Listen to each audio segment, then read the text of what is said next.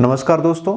आज हम राजस्थान के भौतिक प्रदेश की बात कर रहे थे और पिछली क्लास में हमने उत्तर पश्चिमी जो मरुस्थलीय प्रदेश था उसकी बात की थी। आज अपन राजस्थान के भौतिक प्रदेश में दूसरे भौतिक प्रदेश अरावली पर्वतमाला की हम बात करते हैं और अरावली पर्वतमाला से रिलेटेड कुछ महत्वपूर्ण जानकारी आपसे शेयर करेंगे। तो देखिए, सबसे पहले बात करें अरावली पर्वतमाला।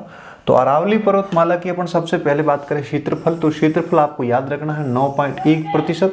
और जनसंख्या की मैं बात करूं तो यहाँ पर लगभग 10% जनसंख्या निवास करती है। जैसा कि कल हमने देखा था, उत्तर पश्चिमी जो मरुस्थलीय प्रदेश था तो वहाँ पे जो क्षेत्रफल था वो 61.11% था और लगभग जनसंख्या 40% थी। तो यहाँ पे आपको याद रखना है क्षेत्रफल 9.1% और जनसंख्या लगभग 10%। अब अपन बात करें, ये जो अरावली पर्वतमाला है इसको अपन विश्व की प्राचीनतम पर्वतमाला की श्रेणी में रख सकते हैं। जैसा कि आपको मैं बताऊं कि विश्व के अंदर अपलेशियन पर्वतमाला ये भी आपको याद रखना यूएसए में है। तो अपलेशियन पर्वतमाला और अरावली पर्वतमाला ये विश्व की प्राचीनतम पर्वतमाला है। इसको अवशिष्ट पर्वतमाला के नाम से भी अपन कह सकते हैं कि अवशिष्ट या घर्षित पर्वतमाला, जो कि धीरे धीरे इसका घर्षण इतना हो गया, आज बहुत कम अवशेष के रूप में रही है और अरावली पर्वतमाला। इसलिए याद रखना है प्राचीनतम पर्वतमाला, अवशिष्ट पर्वतमाला और अपलेशियन पर्वतमाला और अरावली पर्वतमाला एक ही युग की है। और अपन इसकी उत्पत्ति की बात करें तो देखिए, भूवैज्ञानिक जो समय सारणी है इसके अनुसार अपन देखते हैं कि अरावली की जो उत्पत्ति है वो प्री कैम्ब्रियन कल्प में मानी गई। याद रखना, प्री कैम्ब्रियन कल्प इंपॉर्टेंट है। भूवैज्ञानिक समय सारणी में अपन देखें तो अपलेशियन पर्वतमाला और अरावली पर्वतमाला दोनों ही प्री कैम्ब्रियन कल्प की है, प्री कैम्ब्रियन इरा की है, ये याद रखना। अब बात करें कुल लंबाई की, तो याद रखना अरावली पर्वतमाला की जो कुल लंबाई है वो 692 किलोमीटर है। और राजस्थान में अपन बात करें तो राजस्थान के अंदर जो अरावली पर्वतमाला की लंबाई है वो 550 किलोमीटर है। यानी कहने का मतलब यह है कि टोटल जितनी लंबाई है अरावली की उसमें से 50% जो भाग है वो कहाँ पे है, राजस्थान के अंदर। ये इंपॉर्टेंट है, आपको अच्छे से याद रखना। अब देखिए, अपन इसको मैप के जरिए थोड़ा सा समझने का प्रयास करते हैं, मैप की सहायता से इसको समझते हैं। तो देखिए, मैप में आप देख सकते हो अरावली का जो विस्तार आपको नजर आ रहा है। देखिए, उत्तर पूर्व से दक्षिण पश्चिम की ओर आपको याद रखना इस तरह से अरावली दिख रही है, यानी उत्तर पूर्व से दक्षिण पश्चिम। ये याद रखना, आपको पूछा जाता है कि राजस्थान के अंदर जो अरावली का जो विस्तार है वो विस्तार किस से किस दिशा में है, तो याद रखना उत्तर पूर्व से दक्षिण पश्चिम। मैं दक्षिण पश्चिम की बात करूं तो अरावली की जो यहाँ से शुरुआत पॉइंट है वो आपको याद रखना खेड़ ब्रह्मा जो जगह है गुजरात के अंदर, वहां से लगा करके दिल्ली की रायसीना हिल्स तक जो कुल लंबाई है वो कितनी है, 692। तो याद रखना है अरावली दक्षिण पश्चिम में खेड़ ब्रह्मा पालनपुर गुजरात से, और दक्षिण उत्तर पूर्व की बात करूं तो दिल्ली की जो रायसीना हिल्स है जो आपको पता राष्ट्रपति जो भवन बना हुआ है वहां तक, तो वहां तक कुल जो लंबाई है वो 692 किलोमीटर। अब अपन राजस्थान की बात करें तो राजस्थान के अंदर अरावली को हम मुख्यतः 3 भागों के अंदर बांट सकते हैं। एक आपका उत्तरी अरावली, एक आपका मध्य अरावली, एक आपका दक्षिण अरावली। तो याद रखना है 3 भाग राजस्थान के अंदर है। मैंने 3 भाग को अलग अलग डिवाइड करके बांटा है, एक उत्तरी अरावली, मध्य अरावली और दक्षिण अरावली। अब देखिए, राजस्थान की मैं बात करूं तो अरावली का जो विस्तार है वो राजस्थान में किस जिले में सबसे ज्यादा है और किस जिले में सबसे कम है। तो देखिए, जैसा कि आप इस चित्र को देख रहे हो तो अरावली का जो सबसे ज्यादा जो विस्तार है वो दक्षिण में दिख रहा है आपको, और सबसे कम विस्तार है वो आपका लगभग मध्य अरावली के अंदर है। और जैसे उत्तरी अरावली के अंदर भी थोड़ा सा विस्तार ज्यादा, लेकिन मध्य अरावली के अंदर सबसे कम विस्तार है और दक्षिण अरावली में सबसे ज्यादा। और दक्षिण अरावली में जो सबसे ज्यादा विस्तार है वो राजस्थान के अंदर उदयपुर जिले के अंदर। याद रखना, राजस्थान के अंदर उदयपुर जिले के अंदर अरावली का सबसे ज्यादा विस्तार है। और बात करूं मैं सबसे कम विस्तार की तो अजमेर के अंदर सबसे कम, यानी मध्य अरावली के अंदर अपन बात करें तो अजमेर के अंदर अरावली का सबसे कम विस्तार है। तो ये छोटी सी जानकारी आपको याद रखना। अब देखिए, अब अपन अरावली को 3 अलग अलग भागों में देखते हैं। सबसे पहले बात करें दक्षिण अरावली की, क्योंकि देखिए दक्षिण अरावली की आपको याद रखना है राजस्थान के अंदर अरावली का सबसे ज्यादा विस्तार दक्षिण में है, दक्षिण अरावली में है। तो यहाँ पे चोटियां भी ज्यादा है, इसलिए मैंने सारी चोटियां भी आपके सामने रखी है। और परीक्षा के अंदर यहाँ पे प्रश्न जो पूछा जाता है वो आपको याद रखना, अरावली से रिलेटेड जो प्रश्न आता है आपको 3-4 चोटियों को आरोही और अवरोही क्रम में व्यवस्थित करने वाला प्रश्न आएगा। इसलिए मैं सारी चोटियों की जो हाइट है उसकी लंबाई है जितनी वो लेके आया हूँ। तो आप थोड़ी सी इसकी जानकारी रखना, आप अच्छे से इसका एक नोट बना करके आप कहीं दीवार पे आप चिपका सकते हो। डेली आप देखोगे तो आपको सारी जो ऊंचाइयां हैं वो आपको पता चल जाएगा आपको डायरेक्ट ऐसा नहीं पूछा जाएगा कि भाई आप ऋषिकेश पर्वतमाला या ऋषिकेश जो चोटी है इसकी हाइट कितनी, ऐसा नहीं पूछा जाएगा। आपको 3-4 चोटियां यानी उत्तरी अरावली, मध्य अरावली और दक्षिण अरावली मिक्स में 3-4 चोटियां देंगे और फिर उसको कहेंगे भाई इस आप चारों चोटियों को बढ़ते हुए क्रम में कौन सा क्रम सही है कौन सा गलत है। इस तरह से आपको प्रश्न पूछा जा सकता है। आप देख सकते हो पिछली पटवारी के अंदर, पिछली ग्राम सेवक के अंदर और लगातार सेकंड ग्रेड स्कूल लेक्चरर में हर बार ये प्रश्न पूछा जाता है कि अरावली की जो चोटियां हैं इसको आरोही और अवरोही क्रम में व्यवस्थित करना। इंपॉर्टेंट प्रश्न आता है, महत्वपूर्ण होता है। इस प्रश्न को वही कर पाता है जिसकी अच्छी से समझ है और सारी चोटियों की लंबाई उसको आइडिया है, और इस तरह से आप प्रश्न को हल कर पाओगे। तो बहुत ही महत्वपूर्ण यहाँ से प्रश्न आने की पूरी संभावना है और यहाँ से ऐसा प्रश्न आएगा जो बहुत कम स्टूडेंट हल कर पाएंगे। तो देखिए, अब देखिए दक्षिणी अरावली की मैं विस्तार की बात करूं, सबसे पहले आपको याद रखना इसका विस्तार सिरोही, उदयपुर और राजसमंद 3 जिलों के अंदर विस्तार है, आपको याद रखना है। इसके बाद में मैं कुछ भौगोलिक जो विशेषता उनकी अपन बात करते हैं। तो देखिए दक्षिण अरावली के अंदर आपको याद रखना है कि जो भाकर है, भाकर किसको बोलते हैं आपको पता है, सिरोही के अंदर जो उबड़ खाबड़ पहाड़ियों का वो भाग है जहाँ पे ढाल बिल्कुल तीव्र होती है, उसको अपन क्या बोलते हैं, भाकर। तो आपको पूछा जा सकता है भाकर क्या है, तो भाकर आपको याद रखना है यानी दक्षिण अरावली के अंदर जो सिरोही जिले के अंदर जो पहाड़ियां हैं उनकी ढाल अत्यधिक तीव्र होती है, उसको अपन क्या बोलते हैं, भाकर बोलते हैं। इसके बाद में अपन भोराट की पठार की बात करें तो भोराट का पठार हमने पढ़ लिया था, गोगुंदा राजसमंद से कुंभलगढ़ आपका गोगुंदा उदयपुर और कुंभलगढ़ राजसमंद के बीच का जो पठार है इसको अपन क्या बोलते हैं, भोराट का पठार। लेकिन आप हाइट भी इसकी याद रख सकते हो 1155 मीटर, ये आपको याद रखना है। इसके बाद में बात करते हैं उड़िया का पठार, तो याद रखना है सिरोही के अंदर ये उड़िया का पठार राजस्थान का सबसे ऊंचा पठार है, याद रखना 1360 मीटर, इंपॉर्टेंट है, पूछा जा सकता है। उड़िया का जो पठार है ये सिरोही के अंदर है और राजस्थान का सबसे ऊंचा पठार है और कितना है, 1360 मीटर। इसके बाद में अपन बात करते हैं आबू के पठार की, तो आबू का जो पठार है वो लगभग कितना है, 1200 मीटर और सेकंड ये सबसे ऊंचा पठार है, याद रखना। उड़िया के पठार के बाद में आपका आबू का पठार है वो सेकंड नंबर पे है। उड़िया का पठार राजस्थान का सबसे ऊंचा पठार है, 1360 मीटर है, और आबू के पठार की बात करूं तो ये लगभग 1200 मीटर है और दूसरा सबसे ऊंचा पठार है।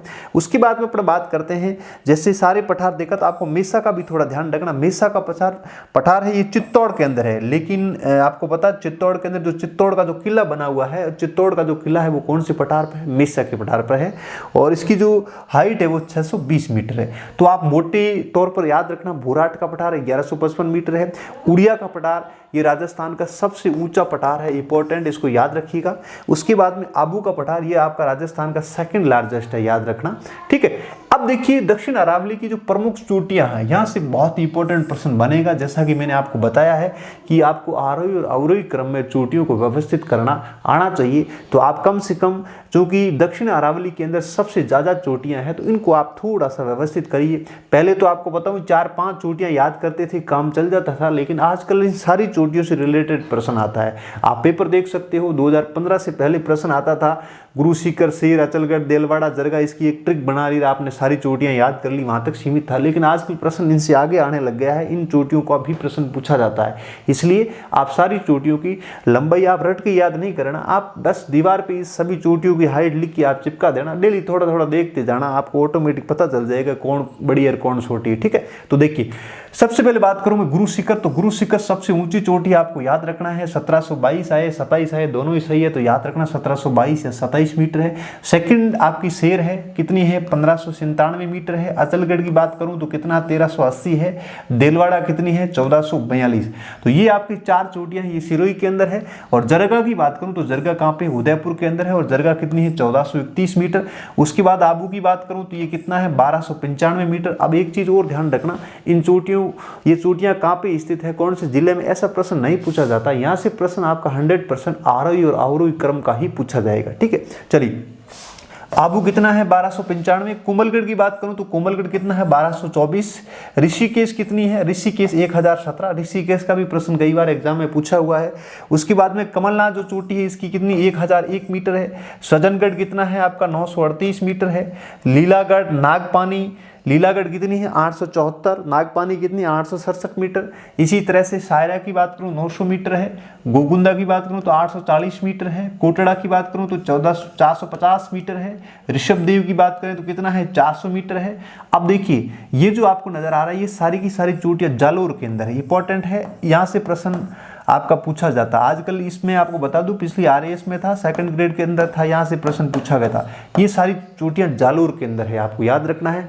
डोरा, रोजा, इसराना और झारूला, ये चारों इंपॉर्टेंट है, यहाँ आप स्टार लगा देना, बहुत ही महत्वपूर्ण है। यहाँ से प्रश्न आपका कई बार पूछा हुआ है एग्जाम के अंदर। तो डोरा कितना 869 मीटर, रोजा की बात करूँ, रोजा भाकर की तो 730 मीटर, इसराना की बात करें तो 839 मीटर और झारूला की बात करें तो 588 मीटर। इन चारों चोटियों का आप जरूर ध्यान रखिएगा, ये जालोर के अंदर है, इंपॉर्टेंट है। आपको 3-4 चोटियाँ मिलेगी, तो उसमें से एक चोटी यहाँ से जरूर होगी। इसलिए कह रहा हूँ आप जब भी करो कम से कम 4 चोटियाँ देंगे आपको। 4 में से आप मान के चलिए कि दक्षिण अरावली के अंदर चोटियाँ ज़्यादा है तो यहाँ से 2 से दे सकते हैं। मध्यवर्ती जो आपका मध्य अरावली है वहाँ से तो चोटियाँ 2-3 चोटियाँ, तो वहाँ से एक आधी वहाँ से हो सकती है, एक आधी आपकी उत्तरी अरावली से हो सकती है। ये नहीं कहने का मतलब है तीनों से मिक्स में आपको पूछेंगे, फिर कहेंगे भाई इन चोटियों को आरोही क्रम के अंदर जो व्यवस्थित है कौन सा सही है ऑप्शन, तो आपको व्यवस्थित करना है। ये नहीं कहने का मतलब है आप सारी चोटियों की लंबाई आपको थोड़ी थोड़ी पता है तो आप आगे पीछे कर सकते हो। आरोही का मतलब बढ़ते क्रम में, अवरोही का मतलब घटते क्रम में आप चोटियों को अच्छे से जमा सकते हो। ठीक है, तो ये आप जरूर याद रखिएगा, डोरा, रोजा, इसराना और झारोला इंपॉर्टेंट है। आप स्टार लगा देना, चोटियां पढ़नी ही पड़ेगी, आजकल प्रश्न आने लग गया है इसलिए आप इसको छोड़ नहीं सकते हो। ठीक है, और ये आज से जो प्रश्न आएगा अगर आप सही करके आओगे तो आप मेरिट के अंदर थोड़ा सा ऊपर नीचे होंगे, क्योंकि यहाँ से प्रश्न बहुत ही इंपॉर्टेंट प्रकार का पूछा जाता है। बहुत कम स्टूडेंट इस प्रश्न को हल कर पाएंगे, इसलिए आप अच्छे से जरूर पढ़ें। अब देखिए, अब मैं सेकंड बात करूं मध्य अरावली की। देखिए मध्य अरावली की बात करें तो इसकी विस्तार की अपन बात करें तो राजस्थान के अंदर मध्य अरावली का जो विस्तार है वो अजमेर जिले के अंदर है। और भौगोलिक विशेषता की बात करें तो कि मध्य जो अरावली है वहाँ पे कई संकीर्ण घाटियाँ भी है, पर्वत श्रेणियाँ भी है और समतल स्थल भी है।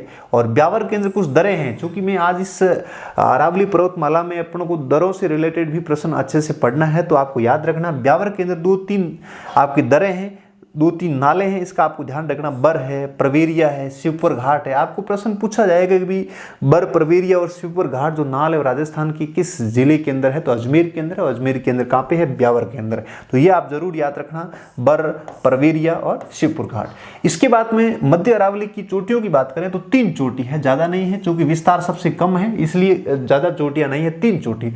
मोराई इंपॉर्टेंट है, बहुत ही महत्वपूर्ण है। आज मैं बता दूं जितने सारे प्रश्न आए तो उसमें मोराई जी का जरूर जिक्र किया हुआ है, कितनी है 933 मीटर। उसके बाद तारागढ़ की बात करूं, चूंकि अपन आगे किले भी पढ़ेंगे राजस्थान के, उसमें अपन तारागढ़ के बारे में डिस्कस करेंगे। तारागढ़ जो किला है तो याद रखिएगा तारागढ़ कितना है आपका 873 मीटर। और नाग पहाड़ी की बात करें तो कितना है 795। ये 3 चोटी अच्छे से आप याद रखिएगा। मोराई जी कितनी 933 मीटर, तारागढ़ की बात करूं 873 मीटर और नाग पहाड़ी की बात करें तो 795 मीटर। ठीक है, चलिए आगे बात करते हैं उत्तरी अरावली। और सबसे पहले बात करते हैं उत्तरी अरावली का जो विस्तार है वो राजस्थान के अंदर जयपुर, दौसा और अलवर, 3 जिलों के अंदर इसका विस्तार है, जयपुर, दौसा, अलवर। भौगोलिक विशेषता की बात करें, चूंकि इस क्षेत्र के अंदर आपको याद रखना शेखावाटी की पहाड़ियां भी है, तोरोवाटी जो क्षेत्र है सीकर का, वहां पर भी इसका विस्तार है। पालखेत या खेतड़ी की जो पहाड़ियां हैं वहां पर भी विस्तार है थोड़ा। देखिए मैंने विस्तार में मुख्यतः जिले लिखे जयपुर, दौसा, अलवर। इसके अलावा झुंझुनू के अंदर भी थोड़ा सा विस्तार है, सीकर के अंदर भी है, लेकिन ज़्यादा जो विस्तार है अरावली, उत्तरी अरावली का, वो यहाँ पे जाता है जयपुर, दौसा और अलवर। ठीक है, जैसे कि आप चित्र देख रहे हो इसमें आप ध्यान से देखिए। देखिए सबसे ज़्यादा जो विस्तार इधर देखिए आप, देखिए ये आपका सीकर है, थोड़ा सा सीकर में भी है। इसके अलावा थोड़ा सा झुंझुनू के अंदर ये आपका सीकर, ये ऊपर झुंझुनू। और इधर आप देखिए थोड़ा सा नीचे की तरफ ज़्यादा है, ये से देख सकते हो आप, इधर थोड़ा अरावली का विस्तार क्या है, ज़्यादा है, इसलिए इधर भी विस्तार है। लेकिन मैंने मुख्यतः 3 जिले लिखे हैं जिसके अंदर जयपुर, अलवर और दौसा। ठीक है, तो ये भी आप जरूर याद रखें। ऐसा नहीं मैं जैसे पालखेत की पहाड़ी, ये झुंझुनू की पहाड़ियाँ, ठीक है, शेखावाटी की पहाड़ा, तोरोवाटी की जो पहाड़ियाँ, ये सारी की सारी आपके शेखावाटी क्षेत्र में पड़ती है, इसलिए थोड़ा ध्यान रखना है। चूँकि सीकर, झुंझुनू और इसके अलावा जयपुर, जयपुर के अलावा अलवर के अंदर भी विस्तार है, दौसा के अंदर विस्तार है। तो कहने का मतलब नीचे की तरफ थोड़ा सा ज़्यादा है, ऊपर कम विस्तार है, ये आप थोड़ा ध्यान रखना। देखिए अब देखिए, ठीक है, तो कहने का मतलब है आपका,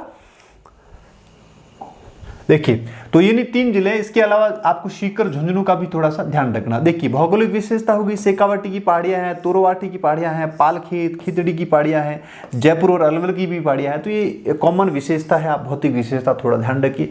अब अपन चोटियों की बात करें, देखिए दक्षिण अरावली के अंदर सबसे ज़्यादा चोटियाँ हैं, मध्य अरावली के अंदर बहुत कम चोटियाँ, 2-3 चोटियाँ पड़नी है, और आपका उत्तरी अरावली के अंदर भी 7-8 चोटियाँ। तो यहाँ पर आपको ध्यान रखना, उत्तरी अरावली की सबसे ऊँची चोटी बोले तो कौन सी, आपकी रघुनाथगढ़। और रघुनाथगढ़ भानगढ़ कहाँ पे है, सीकर के अंदर, ये आप जरूर याद रखिएगा, ये आपका सीकर के अंदर कितनी है 1055।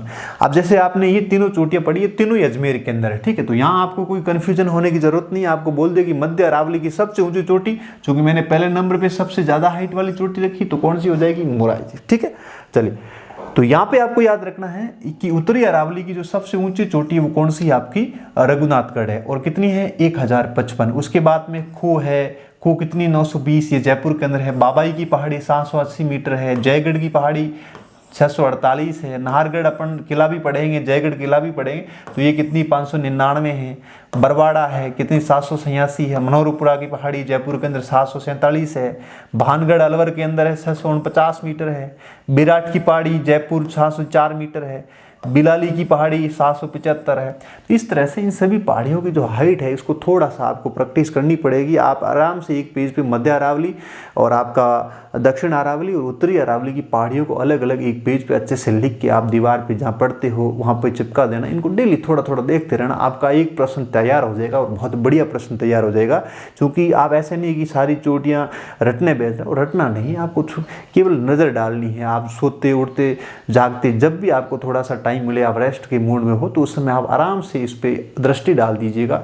डेली देखने पे कई चीज़ें ऐसे होती है, आपको लंबाई भले ही नहीं आ रही, लेकिन आप इसमें ऑर्डर के क्रम में आप अच्छे से अलग अलग इसको कर लोगे, ठीक है। तो ये आप थोड़ा ध्यान रखिएगा। उत्तरी अरावली के अंदर आपके 10 चोटियां हैं, महत्वपूर्ण चोटियां, इनसे बाहर प्रश्न नहीं जाएगा, गारंटी है। सारी चोटियां मैंने ढूंढ के ले आया हूं, इससे अलावा आपको नहीं पढ़ना है। ये चोटियां आप अच्छे से कर लो, एक आपका बहुत ही शानदार लेवल का प्रश्न तैयार हो जाएगा, ठीक है। चलिए आगे बात करते हैं। देखिए अरावली के अंदर कौन कौन सी दर्रे हैं, कौन कौन सी घाट या नाल की अपन बात करें तो 3-4 इनकी आपको दर्रों की या घाट का आपको ध्यान रखना। सबसे पहले मैं देसुरी नाल की बात करूं, प्रश्न क्या आएगा, आपको पूछा जाएगा कि अरावली के अंदर जो नाले हैं वो किस किस को जोड़ती है, तो आपको याद रखना स्थान का। तो देसुरी नाल की मैं बात करूं तो देसुरी जगह पाली के अंदर है, ये किसको जोड़ती है, 4 भुजा मंदिर गढ़बोर राजसमंद को जोड़ती है, ठीक है। हाथीगुड़ा नाल की बात करूं तो ये गोगुंदा को सिरोही से जोड़ता है, ठीक है। उसके बाद सोमेश्वर नाल की मैं बात करूं तो ये पाली को राजसमंद से जोड़ती है। और केवड़ा जो नाल है आपको याद रखना उदयपुर के अंदर है। और झीलवाड़ा या पगलिया नाल है, ये इंपॉर्टेंट है, याद रखना, ये मेवाड़ से मारवाड़ या मारवाड़ से मेवाड़ आने का रास्ता किस नाल से मिलता है, पगलिया नाल या झीलवाड़ा नाल। ये इंपॉर्टेंट है भाई, पूछा हुआ एक बार, तो इसका आप जरूर याद रखिएगा, ठीक है। तो देसुरी नाल, हाथीगुड़ा नाल, सोमेश्वर नाल, केवड़ा नाल और झीलवाड़ा नाल, ये महत्वपूर्ण नाले हैं जो आपको याद रखना है, ठीक है। अब अपन बात करते हैं अरावली की कुछ विशेषता। देखिए कॉमन विशेषता, कॉमन का मतलब जैसे हमने अलग अलग आधार पर देखा कि उत्तरी अरावली, मध्य अरावली और दक्षिण अरावली की कुछ कॉमन हमने अलग अलग विशेषता देखा, उनका विस्तार को भी देखा, साथ ही साथ कौन कौन सी चोटियां हैं उनकी अपन जिक्र किया। लेकिन एक अरावली पर्वतमाला को हम एक कॉमन पर्सपेक्टिव इसको देखते हैं तो सबसे पहले याद रखना है कि अरावली की जो विशेषता है उसमें अपन देखते हैं सबसे पहले जलवायु। क्योंकि देखिए मैंने आपको पहले ही बताया था राजस्थान के अंदर 5 जलवायु है, शुष्क जलवायु, अर्ध शुष्क जलवायु, उप आर्द्र जलवायु, आर्द्र जलवायु और अति आर्द्र जलवायु। ये 5 डिवाइडेशन है जलवायु का। जैसा कि आपको बता दूं भूगोल के अंदर अपन राजस्थान की क्लाइमेट को भी अच्छे से डिस्कस करेंगे, हम कोपेन के वर्गीकरण को भी देखेंगे अच्छे से, तो उसमें भी अपन डिस्कस करेंगे। लेकिन आपको याद रखना है कि जलवायु यहाँ कैसी है, उप आर्द्र जलवायु है। अपन वर्षा की बात करें तो वार्षिक वर्षा होती है वो 50 से 80 सेंटीमीटर है। अब आप ध्यान से देखिए, जैसा कि मैंने आपको पहले बताया, जैसे ये आपका राजस्थान का मैप है, आप देखिए ध्यान से देखिए,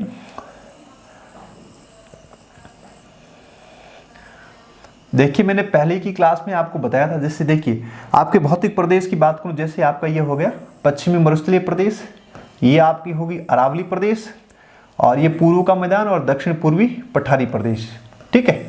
अब देखिए आपको पता, मैंने पहले बताया था आपको रेतीला मैदान और राजस्थान बांगड़, यहाँ पे 25 सेंटीमीटर सम वर्षा रेखा किस किस को अलग करती है, रेतीला मैदान और राजस्थान बांगड़ को।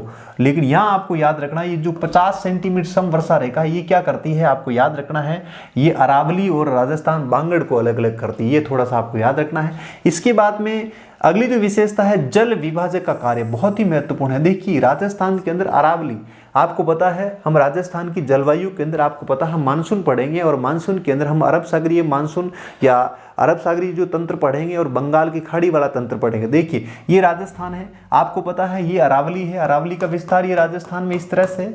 अब देखिए आपको पता मानसूनी हवाएं जब अरब सागर से आती हैं तो अरावली के समानांतर होने की वजह से मानसूनी हवाएं सीधी पार हो जाती, इस वजह से अपन देखते हैं अरावली के अंदर जो पश्चिम का जो क्षेत्र है, पश्चिम के अंदर जो जगह है आपको पता बांगड़ और रेतीला मैदान है, ये शुष्क है। यहाँ पे आपको पता जलवायु शुष्क है, वर्षा कम होती, क्यों होती? क्योंकि अरावली की क्या है, समानांतर है, और समानांतर होने की वजह से जो मानसूनी हवाएं हैं अरावली की सारे चली जाती है, और उसके अवरोध नहीं होने की वजह से हवाएं आपको पता रुकती नहीं है, इस वजह से वर्षा बहुत कम होती। तो एक अपन कह सकते हैं कि अरावली क्या करती, जल विभाजक का काम करती है। आपको पता है अधिकांश जो नदियां हैं, इधर से निकलने वाली नदियां अरब सागर में गिरती है और इधर से निकलने वाली नदियां बंगाल की खाड़ी में जाकर गिरती है। कारण यह है क्योंकि अरावली क्या करती है, जल विभाजक का काम करती है। इधर अपन बात करते हैं बंगाल की जो खाड़ी का जो मानसून है उसकी अपन बात करें तो इस मानसून जब इधर से मानसूनी हवाएं आती है और ये अवरोध का काम करती है अरावली, और अरावली से टकरा करके हवाएं ऊपर उठती है, ठंडी होकर के वहां पे क्या करती, वर्षा करती। इसी वजह से अपन देखते हैं